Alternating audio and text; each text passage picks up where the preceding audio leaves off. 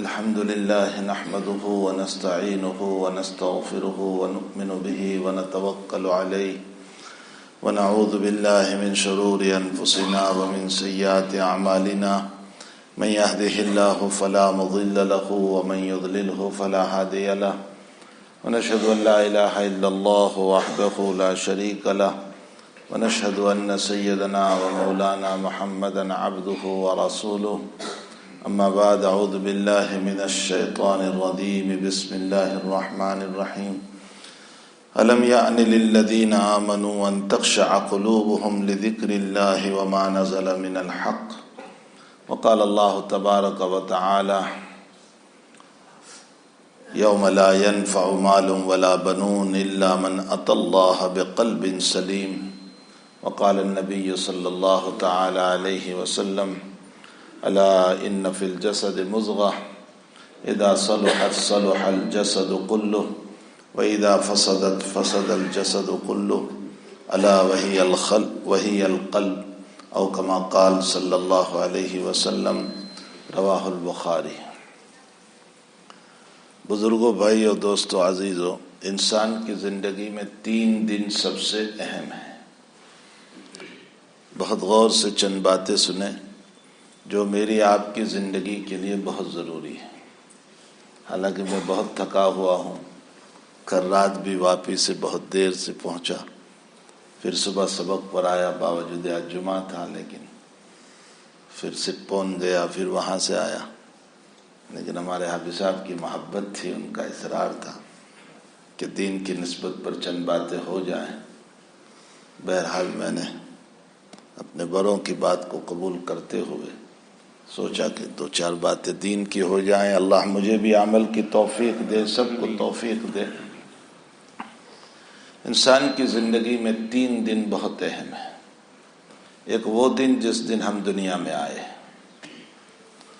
دنیا کا وہ دن بہت اہم ہے جبکہ اللہ نے ہم کو وجود دیا اور اس دنیا میں ہم نے قدم رکھا۔ لوگوں کی خوشیاں، لوگوں کا پیڑے تقسیم کرنا، جلیبی تقسیم کرنا، مٹھائی تقسیم کرنا، لیکن دوسری طرف جیسے ہی ہم آئے تو شیطان کا پنجہ بھی ہمارے ساتھ۔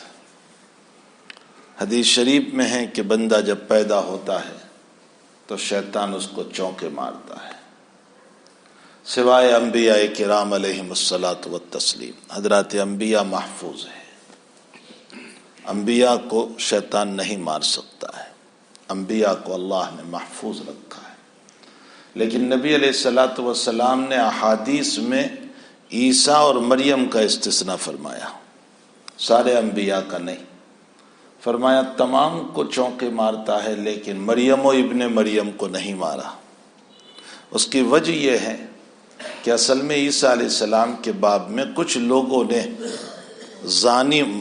زنا کا بچہ ہونے کو کہہ دیا اور حضرت مریم کے باب میں زنا کا الزام لگایا۔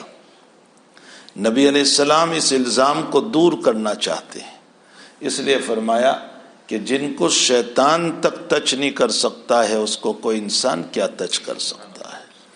اس لیے مریم و ابن مریم کا استثناء فرمایا، باقی تمام انبیاء محفوظ ہیں، کسی نبی کو کوئی شیطان ٹچ نہیں کر سکتا ہے۔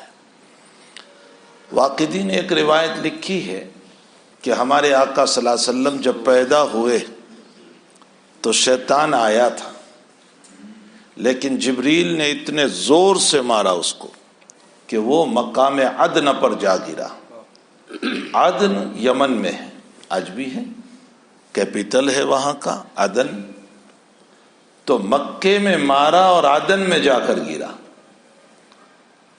اس لیے کہ انبیاء کرام علیہ السلام کو اللہ معصوم بناتا ہے تو شیطان ان کو ٹچ نہیں کر سکتا ہے۔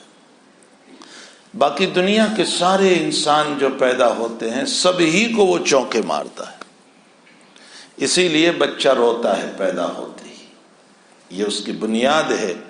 میں نہیں کہتا، جناب رسول اللہ صلی اللہ علیہ وسلم نے فرمایا کہ اسی بنیاد پر بچہ روتا ہے، لیکن بچے کی حفاظت کے لیے اللہ کے پیغمبر نے یہ فرمایا کہ میں کچھ تدبیریں بتاتا ہوں، ان تدبیر کو اختیار کرو گے تو بچہ اس کے چوکوں سے محفوظ ہو جائے گا۔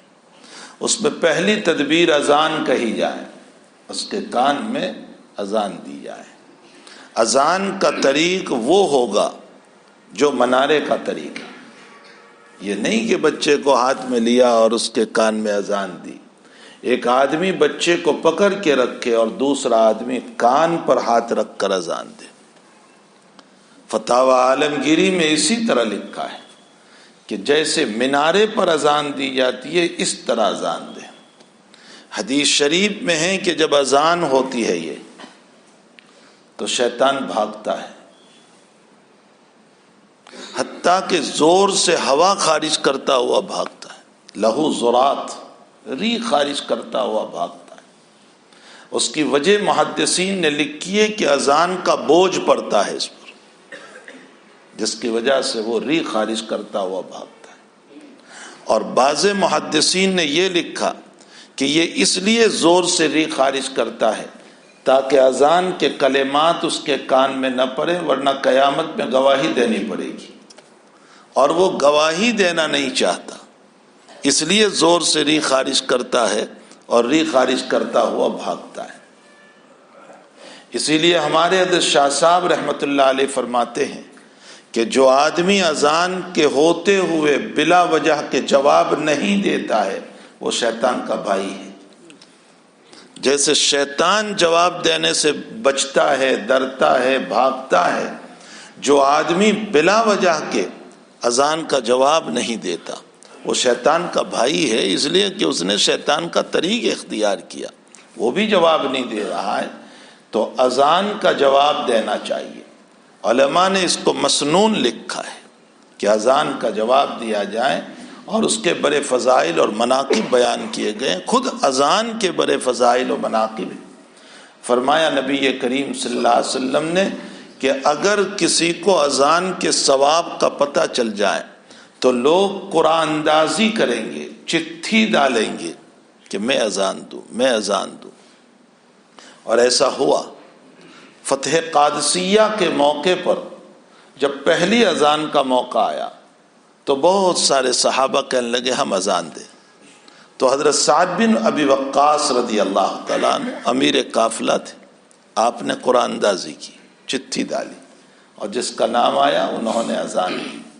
تو اذان بہت بڑا عمل ہے، اسی لیے اللہ کے حبیب نے دعا کے اندر اس کو دعوت تامہ کہا، اس سے بڑھ کر تبلیغ کوئی نہیں۔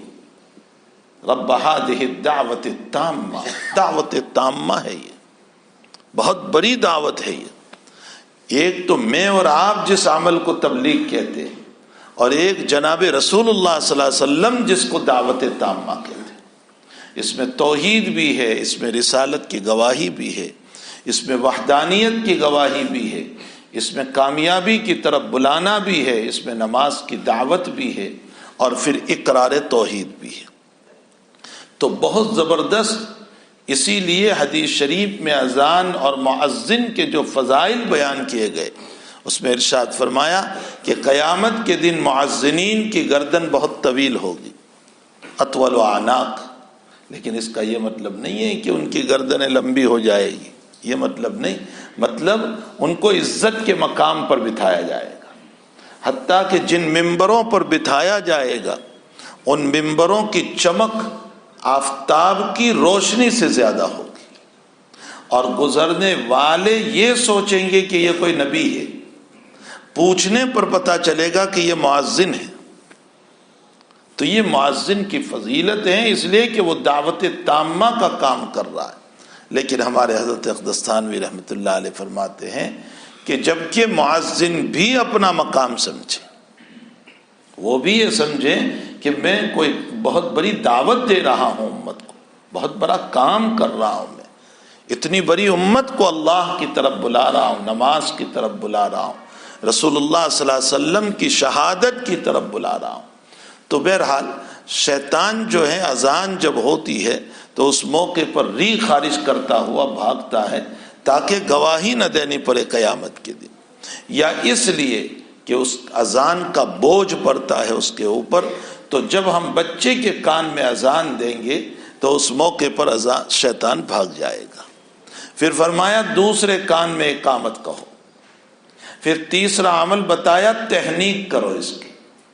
پھر چوتھا عمل بتایا عقیقہ کرو، اس لیے کہ شیطان کا پنجہ ابھی بھی اس بچے پر ہے۔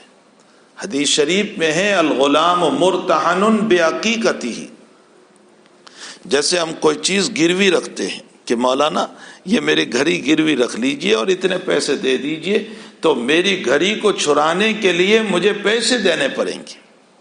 اللہ کے نبی علیہ السلام فرماتے ہیں کہ جیسے کوئی چیز گروی رکھتے ہیں اور کسی اور کا قبضہ ہے، اسی طرح ہمارے بچے پر شیطان کا قبضہ ہے، مرتہن ہے، گروی رکھا ہوا ہے۔ اچھا، اب بچاؤ کا طریق کیا ہوگا؟ بے عقیقتی ہی فرمایا کہ اس بچے کو شیطان کے پنجے سے چھڑانا ہے، تو مجھے آپ کو طاقت نہیں ہے کہ ہم شیطان سے اس کو چھڑا سکے، اس لیے کہ جب شیطان نظر نہیں آتا تو چھڑائیں کیسے؟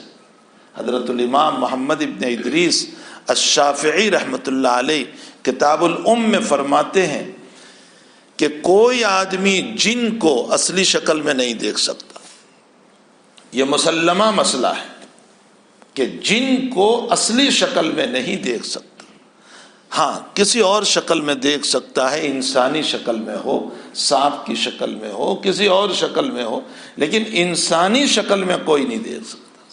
اور فرمایا کہ اگر کوئی دعویٰ کرے کہ میں نے جن کو اصلی شکل میں دیکھا، فرمایا کہ وہ قبول شہادت کے لائق نہیں رہا، اب اس کی گواہی قبول نہ کی جائے۔ یہ کتاب الام میں حضرت امام شافعی رحمۃ اللہ علیہ نے مسئلہ لکھا ہے۔ اسی طرح فرشتے کو کوئی اور شکل میں دیکھ سکتا ہے، جیسے دہیہ کلبی رضی اللہ تعالیٰ عنہ صحابی کی شکل میں دیکھتے تھے، لیکن فرشتے کو کوئی اصلی شکل میں نہیں دیکھ سکتا۔ عبداللہ ابن عباس رضی اللہ تعالیٰ عنہما حضور پاک صلی اللہ علیہ وسلم کی خدمت میں پہنچے، ساتھ میں والد صاحب حضرت عباس بھی ہے۔ جب وہاں سے نکلے تو اپنے والد سے کہنے لگے ابا جی حضرت کے پاس کون بیٹھے تھے؟ فرمایا کوئی نہیں تھا، آپ صلی اللہ علیہ وسلم تھے، میں تھا اور تو تھا۔ فرمایا نہیں، کوئی بیٹھا ہوا تھا۔ فرمایا تو نے دیکھا واقعہ؟ کہا جی کوئی بیٹھا ہوا تھا۔ نبی علیہ السلام سے چچا عباس نے پوچھا کہ ابھی ہم آئے تو کوئی بیٹھا ہوا تھا آپ کے پاس؟ فرمایا جبریل تھے۔ کیوں؟ فرمایا عبداللہ نے دیکھا۔ تو حضرت نے پوچھا عبداللہ سے کیا تم نے واقعتاً دیکھا؟ فرمایا ہاں۔ فرمایا تمہاری بینائی ختم ہو جائے گی، اسی لیے عبداللہ ابن عباس نابینا ہو گئے تھے۔ تو ملائکہ کو اصلی شکل میں کوئی نہیں دیکھ سکتا، اسی طرح جن کو اصلی شکل میں کوئی نہیں دیکھ سکتا، ہاں کسی اور شکل میں دیکھ لے، یہ مسئلہ ہو سکتا ہے۔ تو شیطان کو بھی اصلی شکل میں کوئی نہیں دیکھ سکتا۔ یہ جو تصویریں آیا کرتی ہے یہ تخیلاتی تصویر ہے، خیالات سے اس کے سینگ بنائے ہوئے، اس کا لمبا منہ بنایا ہوا ہے، یہ سب تخیلاتی تصویر ہے، ورنہ حقیقت میں کسی نے اس کو دیکھا نہیں ہے۔ اور جن بزرگوں کے باب میں آتا ہے کہ شیطان سے ملاقات ہوئی، وہ انسانی شکل میں ملاقات ہوئی ہے، کہ اپنی اصلی شکل میں نہیں ہوئی۔ تو فرمایا کہ بچہ جو ہے اس پر شیطان کا پنجہ ہے اور وہ ہم کو دکھائی نہیں دیتا، تو ظاہر سی بات ہے کہ شیطان سے چھڑائیں کیسے ہم؟ اور پھر طاقت اس کی اتنی ہے کہ اس کی طاقت کے سامنے ہم بے بس ہیں، تو لامحالہ ایک بڑی طاقت کی ضرورت رہے گی جو اس کے ہاتھ سے چھڑائے۔ آقا صلی اللہ علیہ وسلم نے فرمایا کہ اب اپنے بچے کو شیطان کے پنجے سے چھڑانا ہے تو اللہ کے دربار میں عقیقے کے عنوان سے جانور پیش کر دو، مولا کریم اس بچے کی اس جانور کی قربانی کے صدقے میں شیطان کے پنجے سے بچے کی حفاظت کر لے گا۔ اسی کو نبی کریم صلی اللہ علیہ وسلم نے فرمایا کہ الغلام مرتہن بعقیقتہ، غلام رہن رکھا ہوا ہے، اگر اس کو چھڑانا ہے تو عقیقہ کیا جائے۔ تو ایک انسان کا پہلا وہ دن ہے جس دن وہ پیدا ہوا، یہ اس دن کے مسائل ہے۔ ایک انسان کا دوسرا دن ہے اور وہ دن ہے جب اس دنیا سے جانے والا ہے۔ یہ دن بہت اہم دن ہے، جس دن وہ اس دنیا سے رخصت ہونے والا ہے۔ اس دن کے حالات عجیب و غریب ہیں، جناب نبی کریم صلی اللہ تعالی علیہ وسلم ہی کا حال لے لیجئے کہ حضرت جس دن دنیا سے جا رہے ہیں تو آپ نے ٹھنڈا پانی منگوایا اور پیالے میں یوں ہاتھ ڈالتے ہیں اور اپنے چہرے پر یوں پھیرتے جا رہے ہیں اور زبان پر جملہ ہے یا عائشہ ان للموت سکرات، یا عائشہ ان للموت سکرات۔ بخاری کی روایت، عائشہ موت کی بہت سختی ہے، عائشہ موت کی بہت سختی ہے۔ حضرت عائشہ فرماتی ہے کہ میں پہلے یہ سمجھتی تھی کہ سکرات گنہگاروں کو ہوتی ہے، لیکن جب میں نے میرے محبوب کو دیکھا تو مجھے یقین ہو گیا کہ نیکوں کو بھی ہوتی ہے۔ سکرات کا تعلق گنہگاروں ہی سے نہیں ہے، نیکوں سے بھی ہے۔ کفار کو سکرات عذاب کے لیے ہے، یہیں سے اس کا عذاب شروع ہوا۔ مومنین کو سکرات کی وجہ اس لیے ہے تاکہ اگر تھوڑے بہت گناہ ہیں تو یہیں صفائی ہو جائے، قبر میں جاتے ہی بہترین گالیچہ بچھا دیا جائے، بہترین قسم کا اس کے لیے بستر بچھا دیا جائے، تو اس مومن کے لیے یا تو مغفرت بن کر کے اس کی سکرات آ رہی ہے۔ اور اگر گناہ نہیں ہے مومنین کے تو پھر اللہ اس بندے کو اتنی مدت میں جنت کے جس مقام پر پہنچانا چاہتا تھا اس کی عبادت اتنی نہیں ہو پائی، کچھ کمی رہ گئی، تو اللہ تھوڑی سی سختی ڈال کر اس کو مقام پر پہنچا دیتا ہے۔ یہ بھی رحمت ہے، اللہ کی رحمت کو کون سمجھ سکتا ہے؟ بخاری شریف کی روایت ہے، خالد بن مخلد اس روایت کے راوی، اور اس روایت کے باب میں بعض محدثین نے یوں کہہ دیا کہ امام بخاری کا رعب نہ ہوتا تو ہم اس حدیث کا انکار کر دیتے، لیکن بخاری کا رعب ہے کہ امام بخاری اس روایت کو لائے۔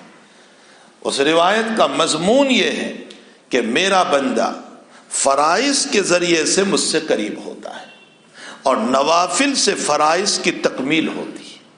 فرائض سے ان العبد يتقرب الى اللہ تعالی بالفرائض، فرض سے بندہ قریب ہوتا ہے۔ اس لیے خوب یاد رکھے، نوافل کام خوب کر رہے ہیں اور فرائض نہیں کر رہے ہیں تو تقرب حاصل نہیں ہو سکتا ہے، چاہے کتنے ہی نفل کام کرتے رہو۔ اگر فرائض نہیں ہے تو تقرب خداوندی نہیں ہو سکتا، اس لیے کہ فرض فرض ہے۔ اللہ نے جس کو فرض کیا وہ اپنی جگہ فرض ہے، میں حکم دوں وہ کام تو کرتے نہیں اور دوسرے کام کر رہے ہیں تو مقرب کیسے بنیں گے؟ اصل فرائض ہے، فرائض کو پہلے ادا کیا جائے۔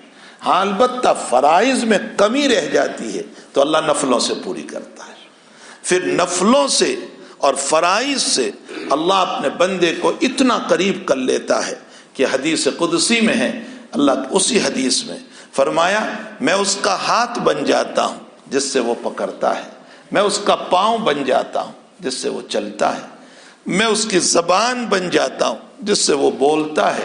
حدیث کے مضمون کا خلاصہ یہ ہے کہ وہ بندہ مجھ میں فنا ہو جاتا ہے، اس کی اپنی چاہت کچھ نہیں، وہ یہ کہتا ہے کہ مولا تو جو کہے وہ میں کروں گا، میں میرے نفس پر نہیں کروں گا، بس تو نے جو کہا وہی میں کروں گا۔ اور اسی کو حیات کہا جاتا ہے، اللہ تعالیٰ اسی پر حیات عطا فرماتے، زندگی عطا فرماتے، ورنہ تو قلوب مردہ ہے ہمارے، یہ خوب سمجھ لیں میرے بھائی۔ اور قرآن میں اللہ فرماتے ہیں یوم لا ينفع مال ولا بنون، قیامت کے دن نہ مال کام آئے گا نہ اولاد کام آئے گی، کوئی نہیں، دونوں میں سے کوئی نہیں، نہ مال نہ اولاد۔ خوب یاد رکھے، دنیا ضرورت کے لیے ہے، دل میں بسانے کے لیے نہیں۔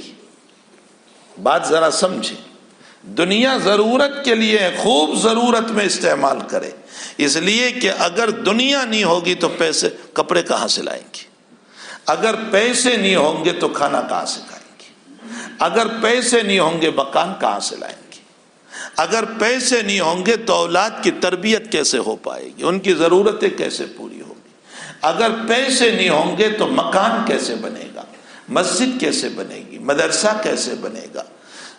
ضرورت کے لیے قرآن میں اللہ نے اس کو متاع کہا، ذالک متاع الحیات الدنیا، یہ متاع ہے، ایک آدمی کو لفظ متا کی تحقیق مطلوب تھی کہ متا کہتے ہیں کس کو. وہ چلے گئے دیہات میں کہ متا کا معنی مجھے سمجھنا ہے. قرآن بار بار متا متا متا کا لفظ بول رہا ہے. تو ایک بچے کو دیکھا کہ وہ اپنی ماں کو کہہ رہا ہے جال کل، کہا کہ کتا آیا اور اس نے حمل المتا، متا کو اٹھایا، یعنی استعمال شدہ کپڑے کو اٹھایا. جو چولہے پر استعمال کیا جاتا ہے جو کپڑا، اس کو متا کہا جاتا ہے. معلوم ہوتا ہے کہ دنیا ایک ضرورت کی چیز ہے، اس کو ضرورت کے درجے میں رکھا جائے. علامہ رومی رحمۃ اللہ علیہ فرماتے ہیں کہ پانی کشتی کے لیے ضروری ہے، اس کے بغیر کشتی چل ہی نہیں سکتی ہے. لیکن پانی کشتی میں چلا جائے تو ہلاکت ہے. پانی کشتی کے لیے ضروری ہے لیکن کشتی میں چلا جائے تو ہلاکت ہے. فرمایا اسی طرح مال زندگی گزارنے کے لیے ضروری ہے لیکن دل میں چلا جائے تو ہلاکت ہے. اس لیے کہ دل میں صرف اور صرف اللہ ہی ہو سکتا ہے، اللہ ہی کی محبت ہو سکتی ہے. تو بہرحال اس حدیث میں فرمایا کہ وہ بندہ مجھ میں فنا ہو جاتا ہے. پھر آگے فرمایا ما ترددت فی شیء ترددت فی موت المومن. یہ جملہ جو ہے نا، بعض محدثین نے تو کہہ دیا کہ اس کا معنی ہی کچھ نہیں، ہم کیا کر سکتے ہیں، یہ متشابہات میں سے.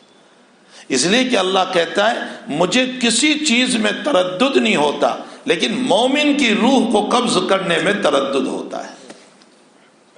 مومن کی روح کھینچنے میں اللہ کہتا ہے مجھے تردد ہوتا ہے. تردد کا معنی کروں یا نہ کروں، اور یہ تردد اس کو ہوگا جس کے پاس علم نہیں. میرے پاس علم نہیں ہے تو مجھے تردد ہوگا کہ میں یہ کام کروں یا نہ کروں. اللہ تو علیم بذات الصدور ہے، اس کو تردد کیسے ہوتا ہے؟ پھر یہ لفظ تردد لایا کیوں حدیث میں؟ شراح حدیث نے اس پر بہت کچھ لکھا. میں حضرت مولانا محمد زکریا صاحب کاندلوی ثم المحاضر المدنی نور اللہ مرقدہ کی جو تشریح ہے وہ نقل کر. حضرت فرماتے ہیں کہ بندہ جہاں رہتا ہے اس کو طبعی طور پر کوئی مناسبت ہو جاتی ہے. بھائی ہم یہاں رہتے ہیں، ہم کو مناسبت ہو گئی ہے، اسی لیے کسی جگہ جاتے ہیں تو ہم کہتے ہیں ہمیں نیند نہیں آتی. کیوں بھائی؟ آپ کے گھر سے تو اچھا بستر تھا، آپ کو نیند نہیں آ رہی؟ نہیں، جگہ بدل گئی. جہاں رہتے ہیں وہاں مناسبت ہو جاتی ہے. ظاہر سی بات ہے کہ دنیا میں رہ کر ہمیں مناسبت ہو گئی ہے. اب اگر روح کو اچانک کھینچ لیا جائے تو اس بندے کو تکلیف ہوگی، اور اللہ کہتا ہے میں میرے مومن کو اتنی تکلیف بھی پہنچانا نہیں چاہتا. تو اب اللہ کیا کرتا ہے؟ اس کو بیمار کرتا ہے، پھر اچھا کرتا ہے، پھر بیمار کرتا ہے، پھر اچھا کر رہا ہے، ہاسپٹل جا رہا ہے، اچھا ہو کر آ رہا ہے، پھر جا رہا ہے، پھر آ رہا ہے. بس اسی طرح اس کی زندگی چلتی رہتی ہے، یہاں تک کہ اخیر میں وہ خود ہی کہتا ہے اللہ مجھے اب اٹھا لے. جب یہ تیار ہو گیا تو اللہ روح کو کھینچ لیتا ہے کہ اب اس کو تکلیف نہیں ہوگی. یہ اللہ کی رحمت ہے جو اپنے بندوں کے ساتھ.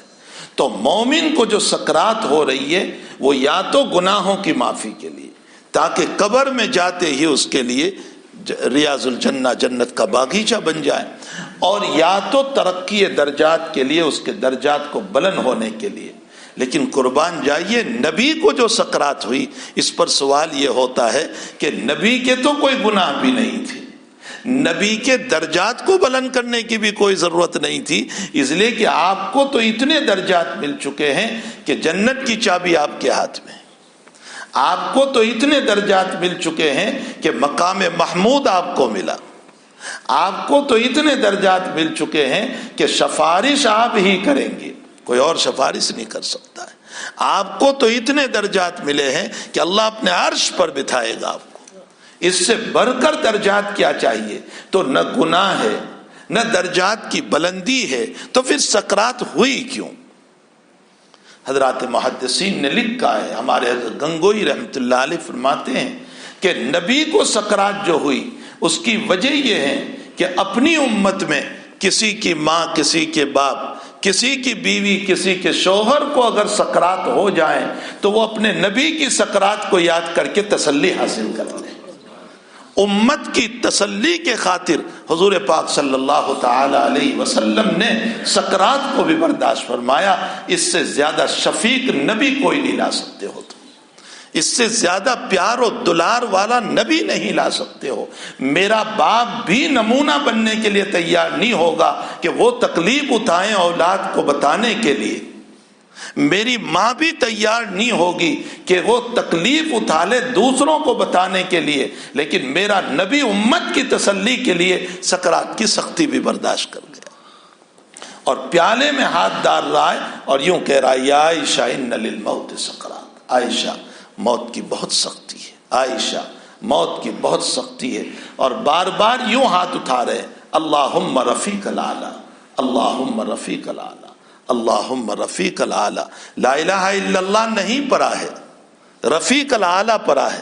حضرت عائشہ فرماتی ہے بین سحری و نہری، میری گود کے اندر نبی اکرم صلی اللہ علیہ وسلم تھے، میرے سینے سے تیک لگا کر کے حضرت بیٹھے ہوئے تھے، میرے بھائی عبد الرحمن ابن ابی بکر تشریف لائے، ان کے ہاتھ میں مسواک تھا، حضرت دیکھتے رہے مسواک کو لیکن بولا نہیں جا رہا تھا، میں سمجھ گئی کہ حضرت مسواک چاہ رہے ہیں، میں نے کہا یا رسول اللہ مسواک فرماؤ گے؟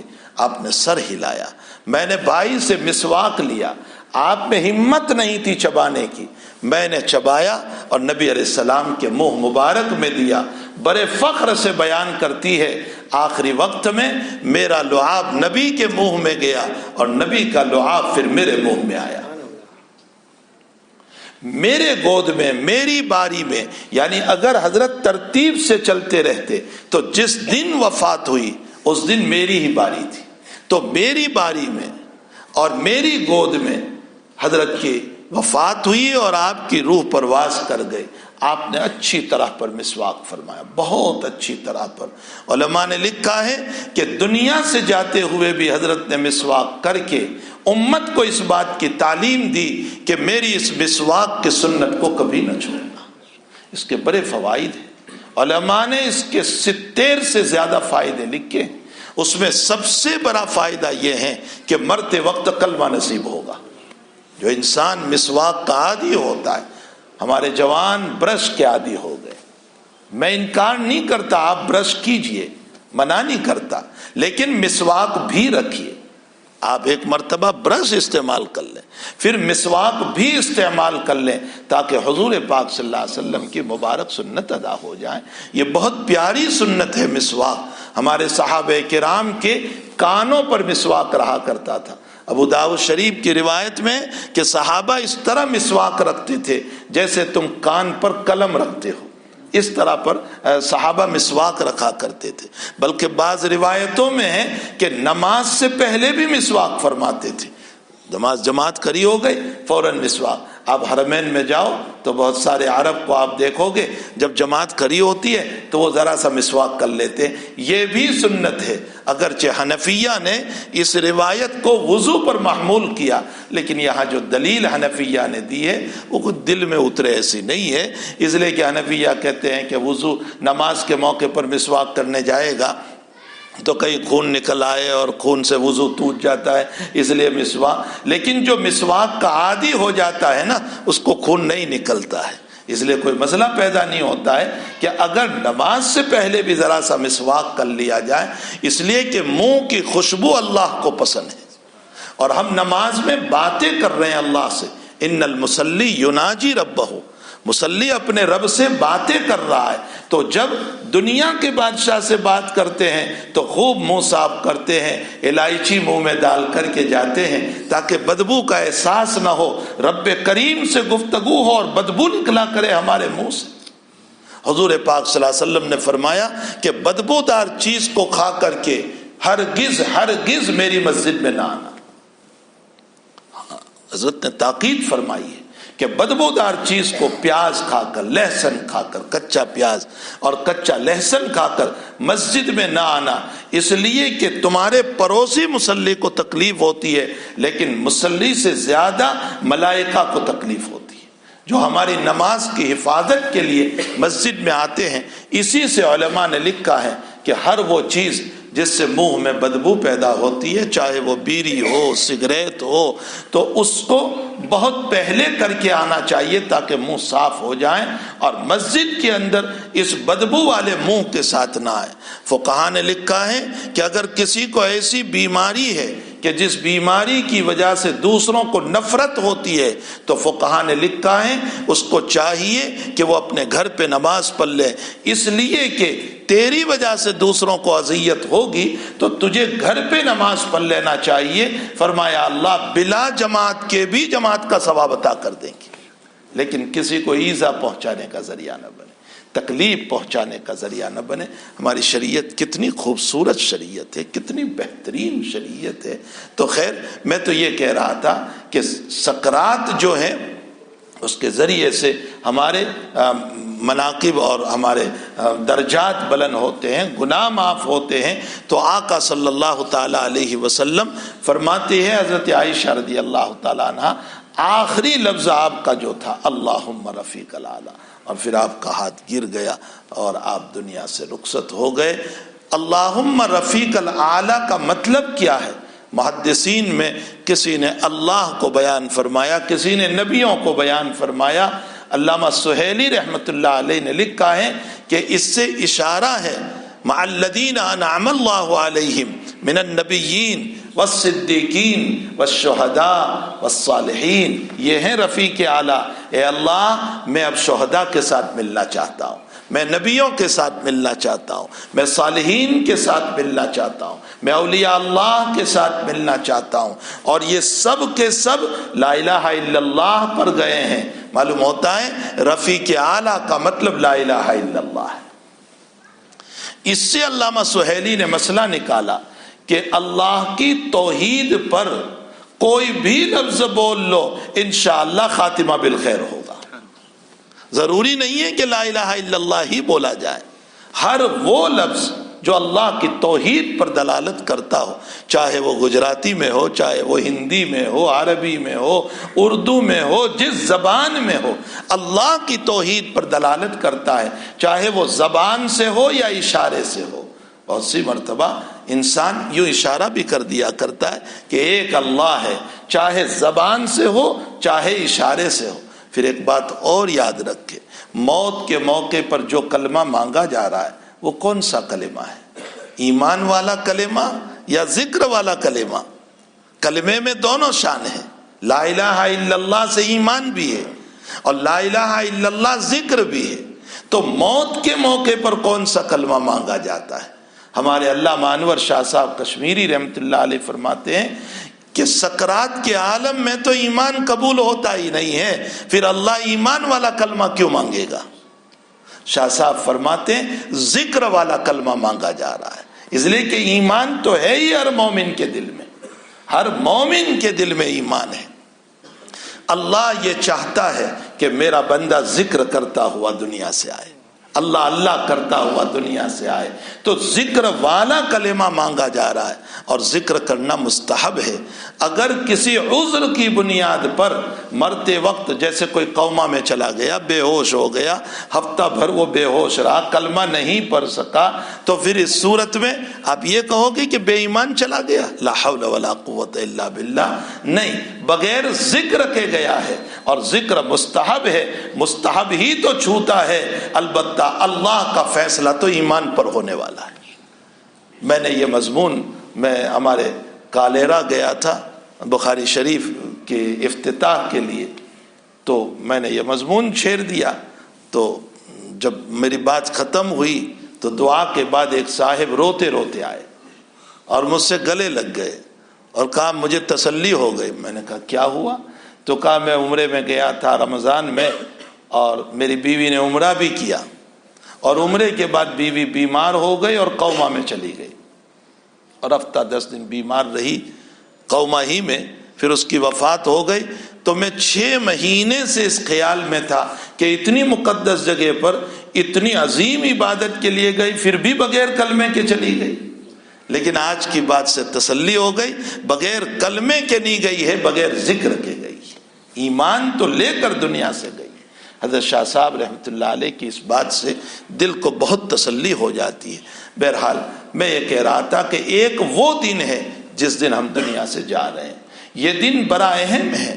یہ نہیں دیکھنا ہے کہ زندگی کیسے گزاری، دیکھنا یہ ہے کہ اب جائیں گے کس طرح اللہ کے دربار میں، ہم کس طرح یہاں سے چلیں گے۔ ساری دنیا ہمارے پیچھے بول رہی ہو اور رو رہی ہو، لیکن ہمیں اپنا دیکھنا ہے کہ اب اس دنیا سے اب اللہ کے حضور کس طرح جا رہے ہیں۔ یہ سب سے بڑا اہم مسئلہ ہے۔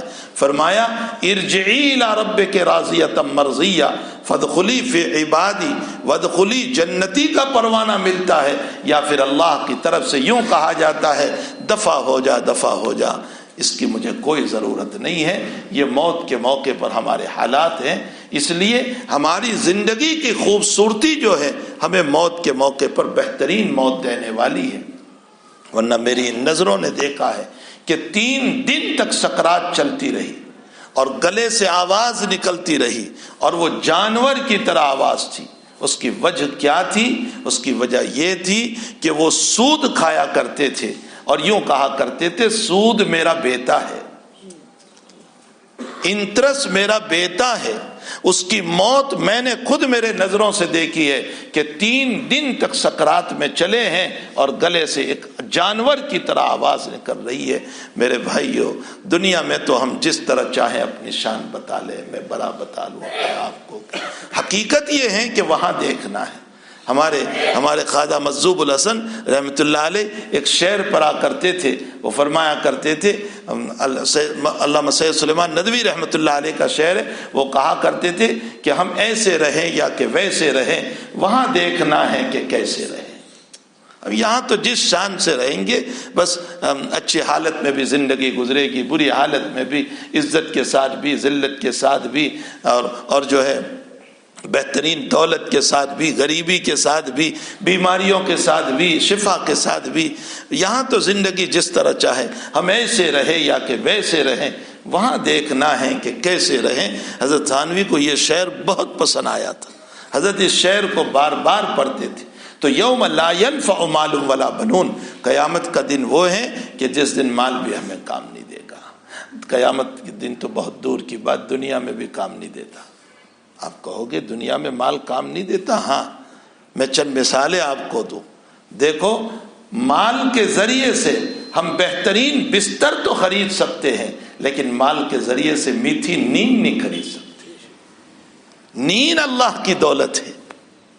خوبصورت بستر لے لو، بہترین بیڈ لے لو، اے سی لگا لو، سب کچھ کر لو، یہ سارا پیسوں سے ہم کر سکتے ہیں، لیکن میٹھی نیند نہیں خرید سکتے۔ یہ اللہ کی دین ہے، اللہ جس کو چاہتا ہے عطا کرتا ہے۔ ہم ان پیسوں کے ذریعے سے کتابوں کا ڈھیر تو خرید سکتے ہیں، لیکن علم نہیں خرید سکتے۔ بہرحال علم تو اللہ ہی دیتا ہے، کتابوں کے خریدنے سے کیا ہو جاتا ہے؟ علم اللہ دینے والا۔ ہم اپنے ان پیسوں کے ذریعے سے دوائیں تو خرید سکتے ہیں، صحت نہیں خرید سکتے۔ صحت اللہ دینے والا۔ ہم اپنے پیسوں کے ذریعے سے خوبصورت کپڑے خرید سکتے ہیں، حسن و جمال نہیں خرید سکتے۔ حسن و جمال تو اللہ دیتا ہے۔ ہم ان پیسوں کے ذریعے سے خضاب خرید سکتے ہیں، لیکن جوانی نہیں خرید سکتے۔ شباب اور جوانی یہ تو اللہ کی طرف سے ہوتی ہے۔ ہم نے خضاب لگا لیا، اس سے کوئی جوان تھوڑے ہی ہو گئے۔ تو دولت تو خود دنیا میں ہم کو کام نہیں دیتی، آخرت میں کیا کام دے گی؟ بہت سے لوگ وہ ہیں جن کے پاس ڈھیر سارا پڑا ہوا ہے، لیکن ایسی بیماری میں مبتلا ہو گئے کہ ان کی دولت ان کو نہیں بچا سکتی۔ مولانا تقی صاحب عثمانی نے پاکستان کا ایک واقعہ اپنا لکھا ہے۔ مولانا فرماتے ہیں کہ ایک عورت میرے پاس آئی، بہت رونے لگی اور یوں کہا کہ ہم 3 فیکٹریوں کے مالک ہیں اور بڑی بڑی فیکٹری ہے کپڑوں کی، لیکن میرے شوہر کا حال یہ ہے کہ ایسی بیماری لگ چکی ہے میرے شوہر کو، ڈاکٹروں نے بتا دیا ہے دن میں 1 مرتبہ مونگ کو، مگ جس کو ہم بولتے ہیں، اس کو ابال کر، اس کو نچوڑ کر، اس کا پانی 1 کپ پی لیا کریں، اس کے علاوہ کچھ نہیں پی سکتے۔ اگر کچھ کھایا تو مر جاؤ گے۔ میرا شوہر 3 سال سے پانی پر گزارا کر رہا ہے۔ کیا دولت کیا ہوئی اس کی؟ اسے کیا ملا؟ ظاہر سی بات ہے کہ اسباب سے کچھ نہیں ہوتا، اللہ ہی دینے والا ہے۔ مسبب الاسباب وہ ہے، ہماری نظریں اسباب پر ہے، مسبب الاسباب پر نہیں ہے۔ ہماری نظریں دوا پر ہے، اللہ کی ذات پر نہیں ہے۔ ہماری نظر پیسوں پر ہے، رب کریم پر نہیں ہے۔ ہماری نظر کپڑوں پر ہے، اللہ کی ذات پر نہیں ہے۔ ہماری نظر اللہ کی ذات پر ہونی چاہیے۔ تو دنیا میں جب کام نہیں دیتا پیسہ تو قیامت میں کیا کام دے گا؟ یوم لا ینفع مال ولا بنون، اور اولاد بھی بہرحال یہ تو آپ نے دیکھ ہی لیا کورونا کے زمانے میں کہ بیٹا بھی باپ کو ہاتھ لگانے کے لیے تیار نہیں تھا۔ ابھی جو بیماری چلی اس بیماری میں بیٹا خود باپ کو ہاتھ لگانے کے لیے تیار نہیں تھا۔ یہی اپنے وہاں کا واقعہ ہے کہ ایک باپ کا انتقال ہوا تھا اور ان کے بیٹے کو فون کیا کہ آپ کے بیٹے کا انتقال ہو گیا ہے، ہم یہاں غسل دے دیں؟ انہوں نے کہا دے دو۔ اس کے بعد کہا یہاں سے کہ بھائی تجہیز و تکفین کا اگر تم ہی کر دو تو بہت اچھا ہے۔ بیٹا دیکھنے تک نہیں آیا۔ یہ تو دنیا کے حالات ہے، قیامت کے دن کا حالات تو بس یوم یفر المرء من اخیہ و امہ و ابیہ و صاحبتہ و بنیہ، تو ایک ہماری موت کا جو دن ہے نا وہ بڑا کٹھن دن ہے۔ اس دن دیکھنا ہے کہ رضائے رب پر جا رہے ہیں یا ناراضگی رب پر جا رہے ہیں۔ آیا اس کا راضیتم مرضیہ کے پروانے کے ساتھ جا رہے ہیں یا اس کی ناراضگی کے ساتھ جا رہے ہیں؟ حدیث شریف میں ہے کہ نیک بندہ جب مرتا ہے تو اس کی روح ہم کو یوں کہتی ہے اجلونی اجلونی، مجھے جلدی لے چلو، مجھے جلدی لے چلو، اس لیے کہ اللہ کی رحمت میرا انتظار کر رہی ہے۔ اور جب برا آدمی مرتا ہے تو وہ کہتے ہیں یا ویلا، او تمہارا برا ہو، تم مجھے کہاں لے کر جا رہے ہو؟ وہاں تو عذاب میرا انتظار کر رہا ہے۔ اللہ کے حبیب پاک صلی اللہ علیہ وسلم فرماتے ہیں اگر اچھی زندگی گزاری ہے تو اس صورت میں تم مر گئے ہو لیکن تمہارے اعمال زندہ ہے، تمہاری نیک نامی باقی ہے، گویا تم زندہ ہو۔ اور اگر بری زندگی میں نے اور آپ نے گزاری ہے اور ہماری ذات ضرر رسا بنی، دوسروں کے لیے نقصان پہنچانے والی بنی ہے، تو اس صورت میں بھی مر گیا، میری زندگی بھی مر گئی، اس لیے کہ خس کم جہاں پاک لوگ کہیں گے اچھا ہوا مر گیا، تو اس کی کوئی ضرورت نہیں تھی دنیا کے اندر۔ تو ایک وہ دن ہے جس دن ہمیں دنیا سے رخصت ہونا ہے، وہ دن بڑا کتھن ہے، وہ دن بڑا کتھن ہے۔ اسی لیے حضرت عثمان کا قبر پہ رونا، اسی لیے نبی اکرم صلی اللہ علیہ وسلم کا قبر پر بیٹھنا، اسی لیے آقا صلی اللہ علیہ وسلم کا قبر پر بیٹھ کر نصیحت فرمانا، یہ ساری باتیں اس بات کی دلیل ہیں کہ یہ دن جو ہے ہماری زندگی میں بڑی اہمیت رکھتا ہے، اور اسی کی ہمیں تیاری کرنا چاہیے کہ ہمارا وہ دن خوبصورت سے خوبصورت بن کر کے جائیں اور اللہ کی نگاہ میں ایک بہتر انسان بن کر کے جائیں، بہترین قسم کے جو ہیں مومن بن کر کے اللہ کے دربار میں حاضر ہو۔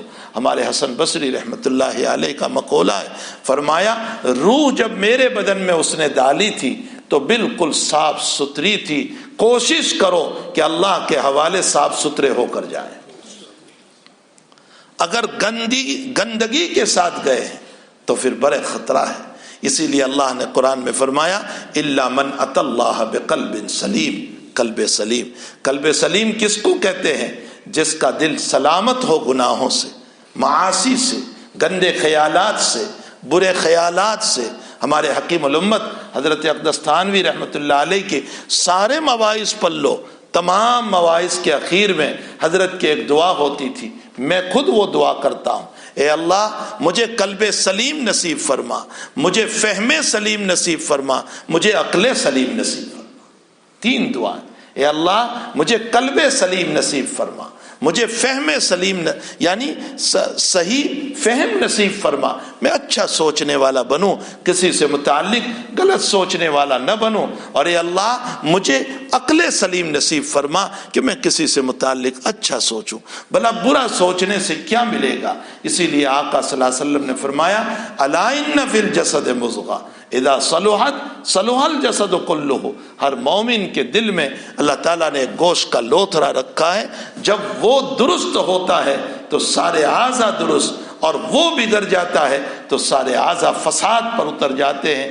امیر کا فساد یہ مقتدیوں پر امام کا فساد یہ مقتدیوں میں سرایت کرتا ہے، بادشاہ کا فساد رعایا میں سرایت کرتا ہے، اور دل کا فساد اعضاء پر سرایت کرتا ہے۔ جب دل برائیوں پر اتر جاتا ہے تو پھر میرے ہاتھ بھی غلط، میری آنکھیں بھی غلط، میرے کان بھی غلط، میرے پاؤں بھی غلط۔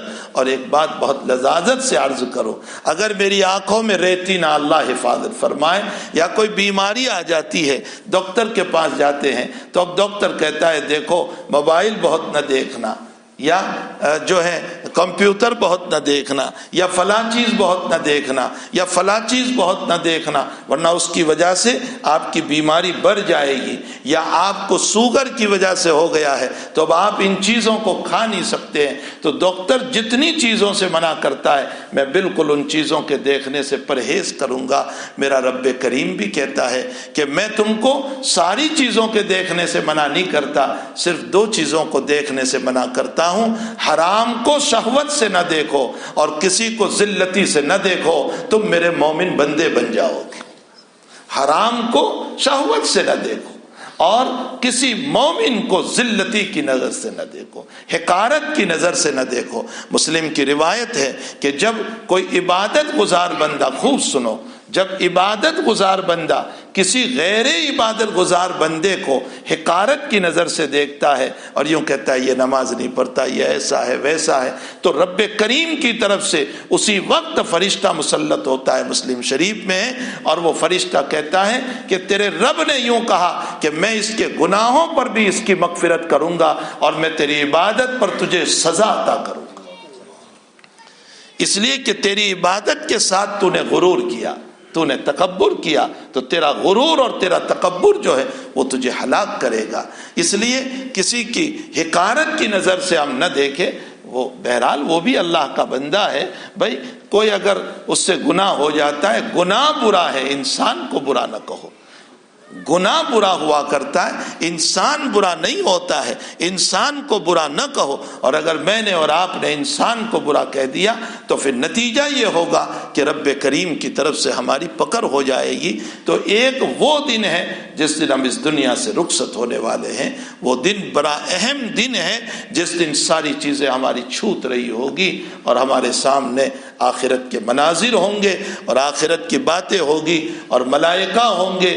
اس وقت تو بڑے بڑے ہمارے اولیاء اللہ بھی کانپتے ہیں۔ فخر رازی رحمت اللہ علیہ کے باب میں لکھا ہے کہ فخر رازی کتنا بڑا مفسر، کتنا بڑا، جب تفسیر شروع کرنے والے تھے تو یوں فرمایا کہ میں تفسیر شروع کروں گا تو بسم اللہ پر 1000 مسائل لکھوں گا، اور جب تفسیر شروع فرمائی تو واقعتاً لکھی، صرف بسم اللہ پر مسائل کے ڈھیر لکھ۔ آپ انداز لگائیں کتنا بڑا علم تھا، لیکن اس علم کے باوجود حال کیا ہوا کہ مرض الوفات میں اور وفات کے آخری گھڑیوں میں ہے اور زبان سے کلمہ ہے ابھی نہیں، ابھی نہیں۔ لوگوں نے پوچھا حضرت کیا ابھی نہیں، ابھی نہیں؟ ذرا سا ہوش آیا تو آپ نے کہا شیطان مجھ کو یوں کہہ رہا ہے کہ تو میرے ہاتھوں سے بچ گیا، تو میرے ہاتھوں سے بچ گیا۔ میں کہتا ہوں ابھی نہیں، ابھی نہیں، جب تک کہ آخری لمحہ لا الہ الا اللہ پڑھنا چلا جائے، میں ابھی تک نہیں بچا ہوں تیرے ہاتھوں سے۔ اس کا پنجہ بڑا عجیب و غریب ہے، وہ جب پکڑ کر شیطان جو ہے نا وہ ہمیں تباہ و برباد کرنے پر آتا ہے تو ہمیں پتہ بھی نہیں چلتا۔ وہ عالموں کے پاس عالمانہ شکل میں، عابدوں کے پاس عابدانہ شکل میں، عوام کے پاس عوامی شکل میں، ہر ایک کے پاس مختلف انداز سے جایا کرتا ہے، مالداروں کے پاس مالدارانہ شکل میں، غریبوں کے پاس غریبی کی شکل میں، اور امیروں کے پاس امیری کی شکل میں، اور رعایا کے پاس رعایا کی شکل میں ایمان لوٹنے کے لیے دورہ کرتا ہے، اور اس کے ہٹ کندوں سے ہم واقف بھی نہیں ہوا کرتے۔ اس لیے ہمیں چاہیے کہ ہر وقت جو ہے ہم پناہ مانگتے رہے۔ رب کریم نے ہم کو قرآن کریم میں کہا ہے کہ شیطان سے پناہ مانگو، یہ تمہارا دشمن ہے، انہو عدو لکم، وہ خلم کھلا تمہارا دشمن ہے، اس سے تم پناہ مانگو۔ اور پھر وہ بادشاہ بھی کیسا زبردست ہے، دنیا کا کوئی بادشاہ ایسا نہیں ہوگا جو خود ہم کو یہ کہیں کہ میں معافی کا طریقہ تجھے بتاتا ہوں، تو یہ کلمات بول لے تو میں تجھے معاف کروں گا۔ کوئی کورٹ تم کو نہیں بتائے گی، کوئی پولیس والا تم کو نہیں بتائے گا، کوئی ڈی ایس پی تم کو نہیں بتائے گا، کوئی جج تمہیں نہیں بتائے گا کہ ہم تمہیں یہ کہتے ہیں کہ یہ کلمات کہو اور ہم تم کو معاف کر دیں گے۔ میرا رب کہتا ہے میں خود کہتا ہوں، مجھ کو یوں کہنا واعف عنا واغفر لنا وارحمنا، وہ بادشاہ ہو کر ہم کو سکھا رہا ہے، اور جب میں بولتا ہوں اس کو تو وہ اس طرف معاف کرتا بھی چلا جاتا ہے۔ کیسا وہ بادشاہ ہے، اس رب سے تعلق۔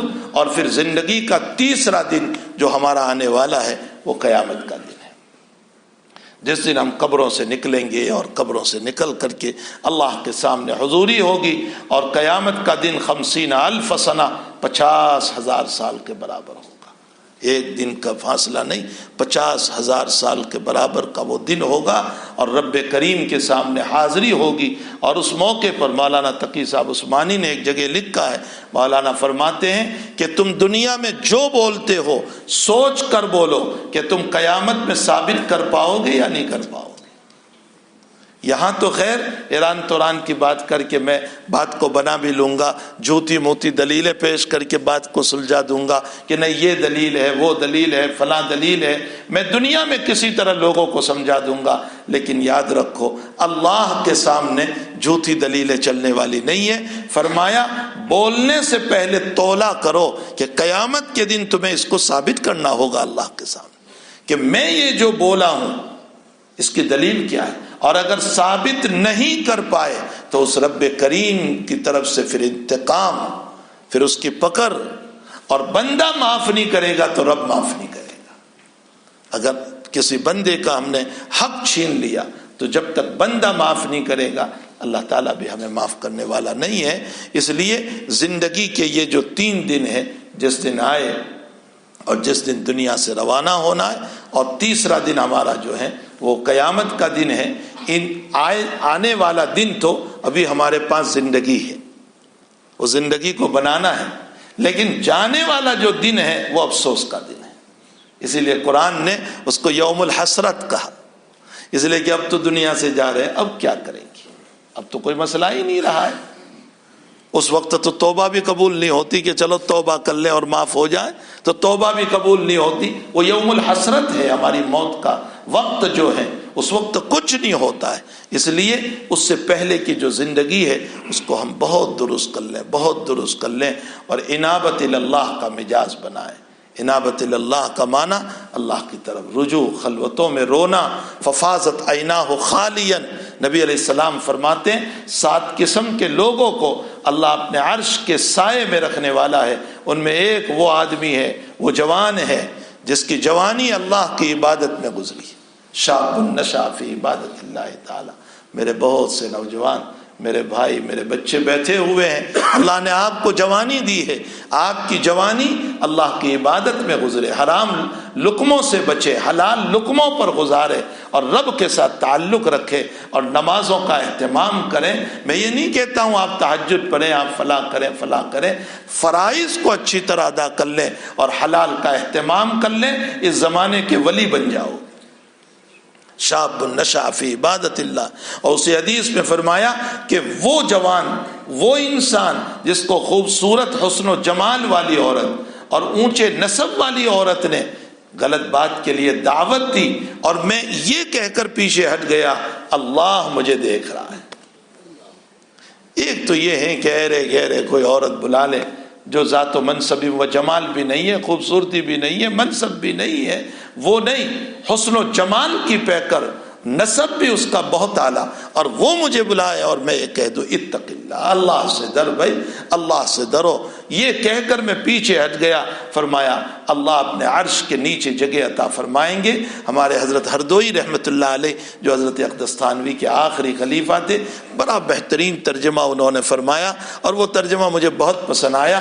حضرت نے فرمایا 7 یظلھم اللہ یوم لا ظل الا ظل عرش الرحمن۔ فرمایا 7 قسم کے لوگ جن کو قیامت کے دن اللہ اپنے عرش کے سائے میں رکھے گا۔ حضرت ترجمہ فرماتے ہیں دھوپ کڑاکے کی پڑ رہی ہوگی، گرمی اپنی شدت پر ہوگی، اس وقت اے سی 5 اسٹار میں اللہ جن کو بٹھانے والا ہے وہ 7 قسم کے لوگ 5 اسٹار اے سی میں اللہ ان کو بٹھائے گا۔ ظاہر سی بات ہے دنیا میں اے سی میں بیٹھتے ہیں تو سکون ہو جاتا ہے، تو اللہ عرش کے سائے میں رکھے گا، وہ اللہ کا اے سی ہوگا، اس کا ایئر کنڈیشن ہوگا، اس کے نیچے بٹھائے گا۔ اسی میں ایک آدمی جس کو اللہ نے ذکر فرمایا کہ وہ جوان، وہ آدمی کہ جو تنہائیوں میں بیٹھا اپنے گناہوں کو یاد کیا، ففاضت عیناہ خالیہ، اس کی آنکھوں سے آنسو بہنے لگے، اللہ کی نعمت کو یاد کرتا جا رہا ہے، اپنی بدماشیوں کو یاد کرتا جا رہا ہے، اپنے گناہوں کو یاد کرتا جا رہا ہے، اپنی بغاوتوں کو یاد کرتا جا رہا ہے، اور آنکھوں سے آنسو جاری ہے۔ فرمایا اللہ اس کو بھی اپنے عرش کے سائے میں رکھنے والا ہے۔ اس لیے انابت اللہ کا مجاز ہو، رونے کا مجاز ہو۔ ہمارے قلوب گناہ کرتے کرتے وہ سخت ہو چکے ہیں کہ ہمارے آنسو اب نہیں بہہ رہے، ہمارا رونا ختم ہو گیا ہے، حالانکہ ہم پتھر سے گئے گزرے ہو گئے۔ ثم قست قلوبکم من بعد ذلک فہی کالحجارہ، اللہ نے تمام چیزوں میں حس رکھی ہے، روح رکھی ہے، تمام چیزوں میں۔ اللہ قرآن میں کہتا ہے میرے بعض پتھر میرے خوف اور میرے ڈر کی وجہ سے اوپر سے نیچے آ جاتے ہیں اور ان میں سے پانی بہہ پڑتا ہے، اے انسان تو پتھر سے بھی گیا گزرا ہو۔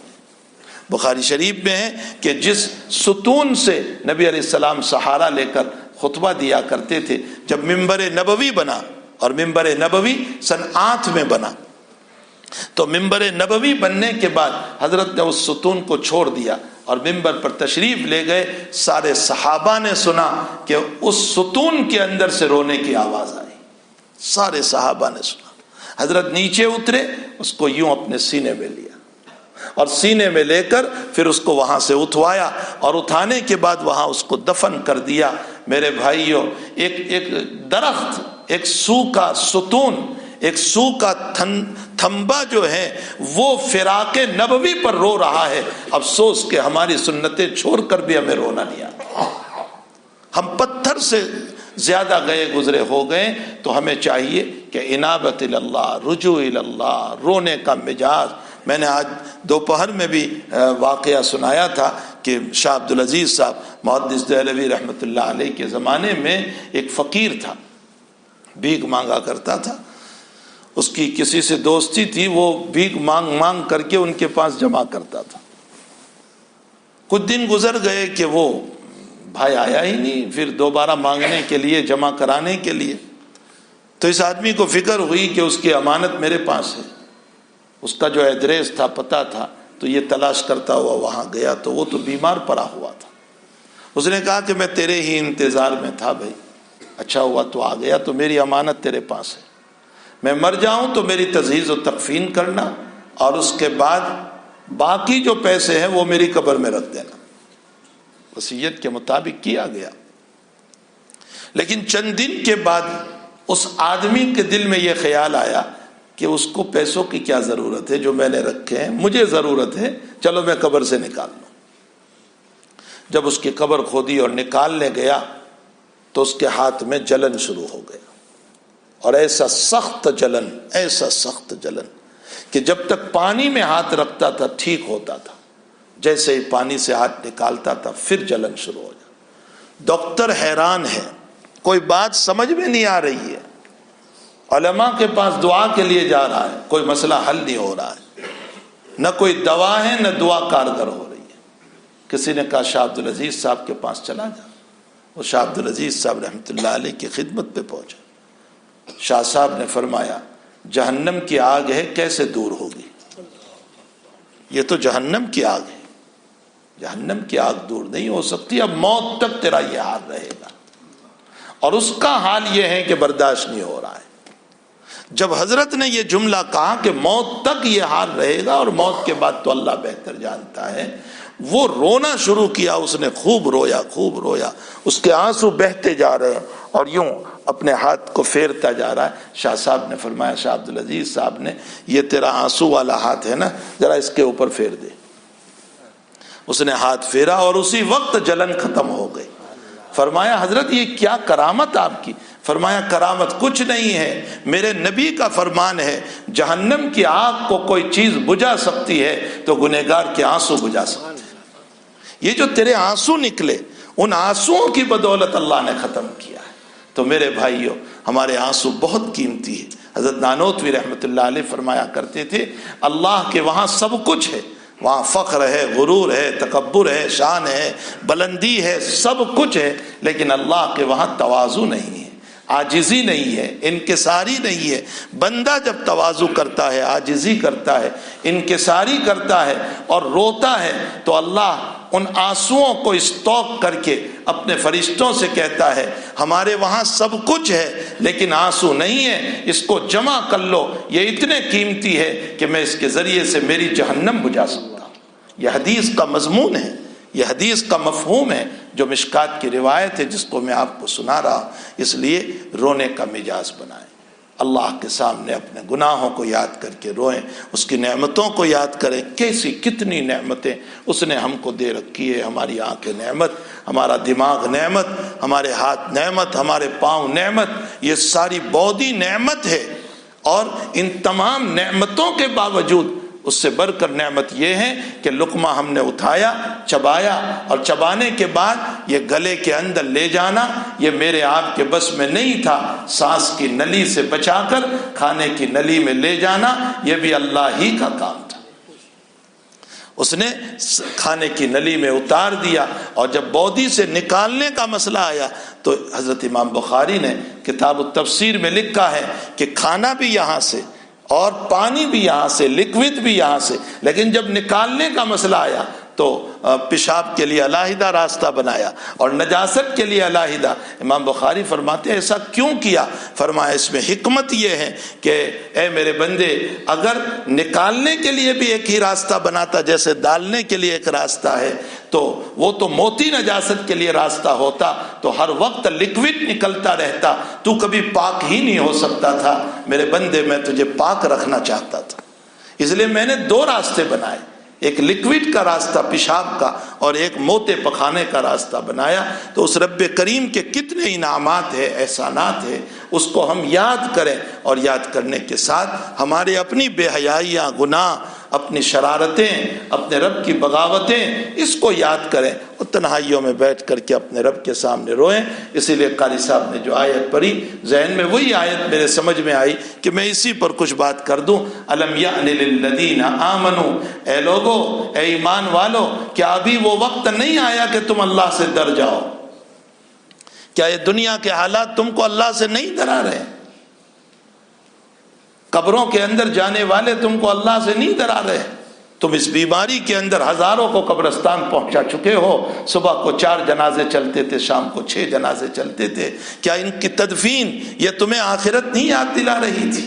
الم یأن للذین آمنوا ان تخشع قلوبہم لذکر اللہ، تمہارے قلوب اللہ کے ذکر کے لیے اب بھی تیار نہیں ہو رہے۔ تم کب تک غفلت میں، اللہ ہم کو کہہ رہا ہے، تم کب تک غفلت میں پڑے رہو گے، کب تک غفلت میں پڑے رہو گے؟ مالک ابن دینار رحمت اللہ علیہ نے خواب دیکھا کہ میرے پیچھے اژدہا دوڑ رہا ہے، راستے میں ایک ضعیف آدمی ملا، اسے کہا مجھے بچا لے، کہا میں نہیں بچا سکتا، لیکن اس پہاڑ کے اندر کچھ بچے ہیں جو نابالغی کی حالت میں مر گئے، اگر تیرا بھی کوئی بچہ ہوگا تو وہ تجھے بچائے گا۔ مالک کہتے ہیں کہ میں دوڑتا دوڑتا پہاڑ کے دامن میں گیا، میں نے اپنی بچی کو آواز دی جو بلوغ سے پہلے مر چکی تھی، تو میری بچی آئی دوڑتی ہوئی، میں نے کہا بیٹی یہ اژدہا میرے پیچھے دوڑ رہا ہے، مجھے بچا لے۔ تو میری بیٹی مجھ سے لپٹ گئی اور اژدہے کو کہا چلا جا، وہ واپس ہو گیا۔ اتنے میں بیٹی نے مجھ کو یوں کہا الم یأن للذین آمنوا ان تخشع قلوبہم لذکر اللہ، یہ آیت میری بیٹی نے پڑھی، بس آنکھ کھل گئی۔ میں نے معبر کو تعبیر پوچھی، مالک بن دینار کہتے ہیں ان کی پہلی زندگی تو شرابی، کبابی، داکا زنی، لوٹ مار، یہ ان کی زندگی تھی۔ اس خواب کے اوپر، اس خواب کی جب تعبیر پوچھی تو معبر نے تعبیر دی کہ وہ اژدہا تیرے گناہ تھے اور وہ ضعیف آدمی تیرے نیک اعمال تھے، لیکن یہ نیک اعمال اژدہے کا مقابلہ نہیں کر سکے، تیرے برے اعمال کا مقابلہ نہیں کر سکے، اور یہ تیری بیٹی جو نابالغہ تھی اس کے ذریعے سے اللہ نے تیری مدد کی، اور اس بیٹی نے الم یأن للذین آمنوا ان تخشع قلوبہم کہہ کر تیرے دل کو جھنجھوڑا ہے کہ تو برا ہو چکا باپ، تیری داڑھی سفید ہو چکی، لیکن تو آخرت کی تیاری نہیں کر رہا ہے۔ بس اسی دن سے مالک بن دینار کی زندگی بدل گئی. وہ اللہ والوں میں سے بنے. اللہ والوں میں سے کیا بنے، بے شمار لوگ ان سے بیعت ہوئے اور ان کی زندگی بن گئی. ہمارے حضرت شیخ یونس صاحب قدس سرہ یہاں تشریف لائے تھے تو حضرت مولانا شیر علی صاحب رحمۃ اللہ علیہ ملنے کے لیے تشریف لائے تو حضرت شیخ نے حضرت مولانا شیر علی صاحب رحمۃ اللہ علیہ کو فرمایا، مولانا آپ کی داڑھی بھی سفید ہو گئی، میری بھی سفید ہو گئی، آپ کے چہرے پر بھی نلکیاں ہیں، میرے چہرے پر بھی نلکیاں ہیں، کتابیں بہت پڑھ لی، اب ہم اللہ کو پڑھیں. آخری عمر اللہ کو پڑھنے کی ہے، بس اللہ کو پڑھیں، اللہ کو پڑھیں، اللہ کو پڑھیں. فرمایا اب مجھے کوئی کتاب دیتا ہے تو میں کہتا ہوں بس بھائی کتاب کو ایک طرف رکھو، اب تو میں قبر کی تیاری کر رہا ہوں. اور پھر حضرت نے روتے ہوئے فرمایا کہ جب فتح مکہ کا مسئلہ پیش آیا تو اللہ نے اپنے پیغمبر کو کہا، اذا جاء نصر اللہ والفتح ورأیت الناس یدخلون فی دین اللہ افواجا، جب مکہ فتح ہو جائے اور جب جماعت کی جماعت اسلام میں داخل ہونے لگے تو آپ کیا کریں میرے پیغمبر؟ تیاری کریں مرنے کی. فسبح بحمد ربک واستغفرہ، تسبیح پڑھیں، تحمید کریں، استغفار کریں، تمہارا رب تمہیں معاف کرنے والا ہے. فرمایا معصوم نبی کو جب قبر کی تیاری کا حکم دیا گیا تو میں اور آپ ہم کون ہوا کرتے؟ ہمیں بھی اپنی آخرت کی فکر رکھنا چاہیے، آخرت کی تیاری کرنا چاہیے. اللہ تعالی ہم تمام کو دنیا کے مقابلے میں فکر آخرت نصیب فرمائے. آخرت کی یہ زندگی تو بہت محدود زندگی ہے، کوئی 70 سال، زیادہ سے زیادہ 80 سال، کتنا جیے گا، لیکن وہ لامحدود زندگی ہے. اولاً تو قیامت کب آئے گی پتہ نہیں، کب تک اس زمین کے نیچے سونا ہے ہم کو، اور پھر دوسرا پھر قیامت میں ایک مستقل 50,000 سال، پھر حساب کا کیا مسئلہ ہوگا اللہ ہی بہتر جانتا ہے. تو جو سفر لمبا ہے اس کی تیاری ہمیں بہت کرنا چاہیے. ہم نے اپنی زندگی کو مختصر سفر کے لیے تو بہت محنتوں میں ڈال دیا، اور جو آخرت کا سفر ہے اس کے لیے ہماری کوئی تیاری نہیں ہے. اللہ مجھے اور آپ کو آخرت کی تیاریوں کی فکر نصیب فرمائے. وصلی اللہ علی النبی الکریم برحمتک یا ارحم الراحمین. الحمد للہ رب العالمین والعاقبۃ للمتقین والصلاۃ والسلام علی اشرف الانبیاء والمرسلین وعلى آلہ وصحبہ اجمعین. ربنا آتنا فی الدنیا حسنہ وفی الآخرۃ حسنہ وقنا عذاب النار. اللہم اعنا علی ذکرک وشکرک وحسن عبادتک.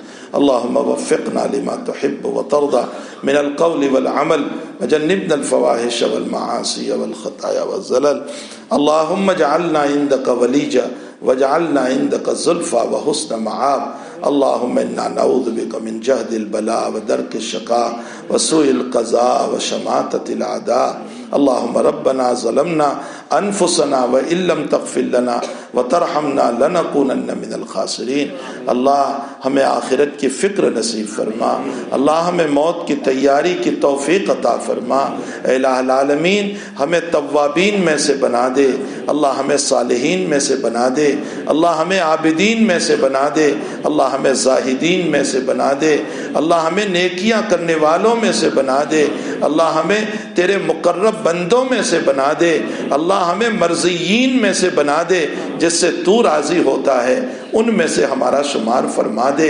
اے اللہ جن سے تو ناراض ہوتا ہے اے اللہ ان میں سے ہمیں نہ بنانا، ہمیں مغضوب علیہم نہ بنانا، ہمیں ضالین نہ بنانا، ہمیں گمراہوں میں سے نہ بنانا، ہمیں جس پر تیرا غضب نازل ہوتا ہے ان لوگوں میں سے نہ بنانا.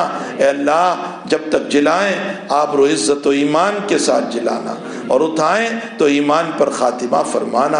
اے اللہ ہم ایمان کے بھوکے ہیں.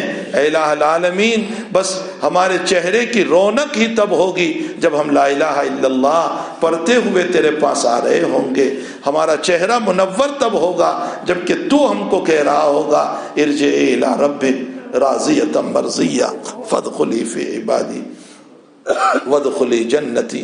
اے الہ العالمین ہمیں بہتر موت عطا فرما. اے اللہ ہمیں کتے اور بلوں جیسی موت سے حفاظت فرما، ہمیں رجھرتی موت سے حفاظت فرما. اے اللہ ہمیں ایسی موت عطا فرما کہ ہم سجدوں میں پڑے ہوئے ہو، ہم نماز پڑھ رہے ہو، ہم تلاوت کر رہے ہو، ہم تیری یادوں میں مشغول ہو، ہم ذکر میں لگے ہوئے ہو، اور اے اللہ تیرا بلاوا آ جائے اور ہم تجھے یوں کہیں کہ جیسے حمزہ حضرت نبی علیہ السلام فرماتے تھے کہ اگر میرا اسوہ نمونہ نہ بنتا تو میرے چچا کو میں جانوروں کے حوالے کر دیتا اور وہ جانوروں کے پیٹ سے نکل کر آتے۔ اسی طرح اللہ ہم بھی قیامت میں تجھ سے کہیں اللہ میں نماز پڑھتا ہوا آیا، میں قرآن پڑھتا ہوا آیا، میں ذکر کرتا ہوا آیا، میں عبادت کرتا ہوا آیا، اللہ ہمیں ایسی موت عطا فرما۔ اے اللہ ہم اس وبا اور بلا کے زمانے میں ہمارے ہزاروں آدمیوں کو اے اللہ قبرستان کے حوالے کر چکے ہیں، اے اللہ بچے یتیم ہو چکے ہیں، عورتیں بیوہ ہو چکی ہے، جوان بچیاں بیوہ ہو چکی ہے۔